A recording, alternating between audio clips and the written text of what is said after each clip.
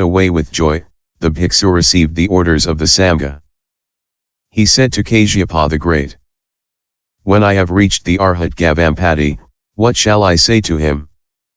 Kasyapa the Great said, "When you arrive there, you will say to gavampati." Kasyapa the Great and the other arhats who have destroyed the impurities have all assembled in Jambudvipa. There is great business for the samgha related to the doctrine. Come quickly. See, the recently ordained bhiksu prostrated himself before the samgha and circumambulated it 3 times to the right, like the bird with golden wings. He took his leave into space. He came to Gavampati, prostrate, and said to him, "O venerable one, gentle and kind, you have few desires, you know how to be content with little. You are ever in contemplation. Kasyapa the Great addresses himself to you in these words. Now there is great business for the samgha related to the doctrine. Hasten to come down to see the assembly like gathered jewels." Then Gavampati had some doubts. He said to this bhiksu, "Does not the samgha have some quarrelsome subject, that it calls upon me? Are there not some schisms in the samgha? Has the Buddha, this sun, been extinguished?" The bhiksu said, "It is truly as you have said. The great master, the Buddha, has gone into nirvana." Gavampati said, "How quickly has the Buddha entered into nirvana? The eye of the world is extinguished. My upadhyaya sariputra, the chief of the doctrine, who could turn the will of the Dharma like the Buddha, where is he now?" He replied, "He has already entered into nirvana." Gavampati said, "The great teachers are far away. What resources are left for us? Mohamaudgalyayana lien. Mahamaudgalyayana. Where is he now?" The bhiksu said, "He also has entered into nirvana." Gavampati said, "The buddhadharma is going to dissolve. The great men are gone. Beings will mourn." He asked, "What is the ayusmat ananda doing now?" The bhiksu answered, "Since the Buddha's nirvana, the ayusmat ananda weeps with sorrow and despair." Gavampati said, "Ananda's remorse comes from the fact that he is still in the bondage of passion, and for him the separation gives rise to suffering. What has become of heou? Rahula?" He replied, "Having obtained arhathood, Rahula has neither grief nor sorrow. He contemplates only the nature of impermanence of the dharmas." Gavampati said, "It is difficult to break the afflictions, and having broken them, to be without sadness." Gavampati said, "I have lost the great teacher free of desires. What is the use of remaining in series of anna? My upadhyaya and the great teachers all have entered nirvana. I can no longer go down to Jambudvipa. May I remain here in order to enter into pari-nirvana." Having spoken these words, he entered samadhi and leapt into space. His body emitted light rays and water and fire. With his hands he touched the sun and moon and manifested all kinds of miracles. From his mind there emanated flames that consumed his body. From within his body came water which flowed in 4 streams as far as Kasyapa the Great. From the water there came a voice that pronounced this stanza. Gavampati salutes by bowing his head.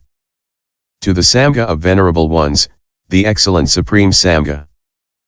Having learned of the Buddha's nirvana, he said, "I am leaving in my turn." Thus, when the great elephant departs, the little one follows him. Then the recently ordained bhiksu, carrying the robe and bowl, returned to the samgha. At that moment, Ananda reflected on the nature of dharmas and sought to exhaust his last impurities.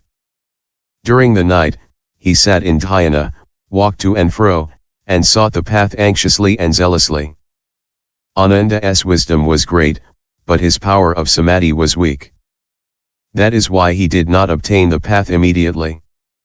If his power of concentration had been equal to his wisdom, he would have quickly obtained the path. Finally, When the night was almost over and he was very tired, he lay down. Now, on lying down to reach his pillow, just as his head touched it, suddenly he attained enlightenment. As a bolt of lightning drives away the shadows, he saw the path. Then Ananda entered the diamond-like samadhi and crushed the mountain of all the afflictions. He obtained the three knowledges, the six super-knowledges, complete liberation, and became an arhat of great power. Then, during the night, he went to the door of the hall where the samgha was gathered, knocked at the door and called. Kasyapa the Great asked, "Who is knocking at the door?" He answered, "It is I, Ananda." Kasyapa the Great said, "Why have you come?" Ananda replied, "Tonight I have destroyed the impurities." Kasyapa the Great said, "The door is not open to you. Enter through the keyhole." Ananda answered, "So be it." Then, thanks to his miraculous power, he entered by way of the keyhole. He prostrated at the feet of the monks and confessed his faults, saying, "O great Kasyapa, do not recriminate." Kasyapa the Great touched his hand to Ananda's head and said, "I did it intentionally for your own good so that you would find the path. Do not hold a grudge against me. In this manner, I have brought you to realize yourself." Thus, when one, with one's hand, paints space, space is not filled. In the same way, the mind of an arhat who is at the center of all dharmas is not affected. Take you former place. At this time, the samgha deliberated in these terms. Gavampati has entered nirvana. Is there anybody else who is able to compile the basket of the Dharma? The ayusmat Aniruddha said. There is the ayusmat Ananda. Among the Buddha's disciples, he has always served the Buddha and lived close to him. He has heard the texts, has been able to remember them, and the Buddha has constantly praised him and approved of him. This Ananda could compile the texts. Then the ayusmat Mahakasyapa touched Ananda's head and said to him, "The Buddha entrusted you to keep the basket of the Dharma. You should be grateful for the blessings of the Buddha." In what place did the Buddha first explain the Dharma? The great disciples of the Buddha who were able to keep the basket of the Dharma have all entered nirvana. There is only you. Now, in accord with the Buddha's mind and out of compassion for beings, you must compile the basket of the Buddha Dharma. Then, prostrating before the samgha, Ananda sat down on the lion seat. Then Kasyapa the Great recited these stanzas. The Buddha is the holy king of the lions. Ananda is the son of the Buddha. Seated on the lion's seat, he contemplates the assembly lacking the Buddha. Just as the assembly of the venerable ones, lacking the Buddha, has lost its power, so in the moonless night, the constellations are without charm. O great sage, speak. Son of the Buddha, you must explain. In what place the Buddha spoke for the first time? You must reveal it now. Then the ayusmat Ananda, with one pointed mind, joined his palms, turned towards the place of the Buddha's nirvana and spoke thus. When the Buddha preached the Dharma for the first time, I did not see it. Thus have I heard by tradition, the Buddha was living at Varanasi. For the 5 bhiksus, the Buddha opened the gate of the immortal for the first time. He preached the sermon of the 4 truths. The truths of suffering, its origin, its cessation, and the path. Ajnata, Kundinya were the first to attain the vision of the path. A multitude of 80,000 devas all penetrated into the course of the path likewise. Having heard these words, the 1,000 arhats rose up into space to the height of 7 low trees. They all said, Alas! The power of impermanence is great. In the same way as we saw with our own eyes the Buddha preaching the Dharma, here now he is speaking and we are listening. Then they uttered these stanzas. We have seen the marks of the Buddha's body, like a mountain of fine gold. These marvelous marks have lost their virtue, there remains just a name. That is why it is necessary, by every possible means, to endeavor to leave the three worlds. By accumulating zealously the roots of good. Nirvana is the supreme happiness.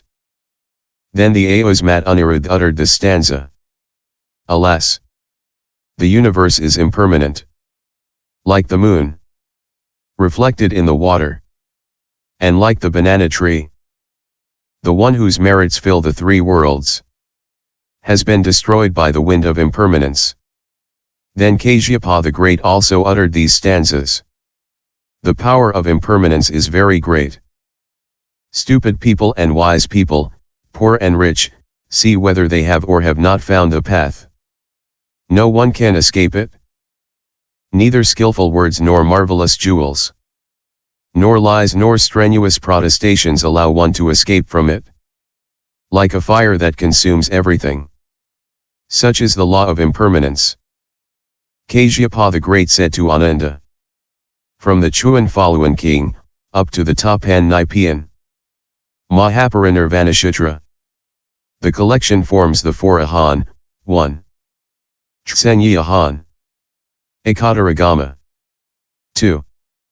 Chong Ahan, 3. Tch Ang Ahan. Durgagama. 4. Shangying Ahan. Samayuktagama. This is what is called the basket of the Dharma of the Sutras. The great Arhats asked further. Who can clearly bring together the basket of the Vinaya? They all said. The ayusmat Upali, Upali. Of the 500 Arhats, he is foremost of those who maintain the discipline. Let us invite him now. Then they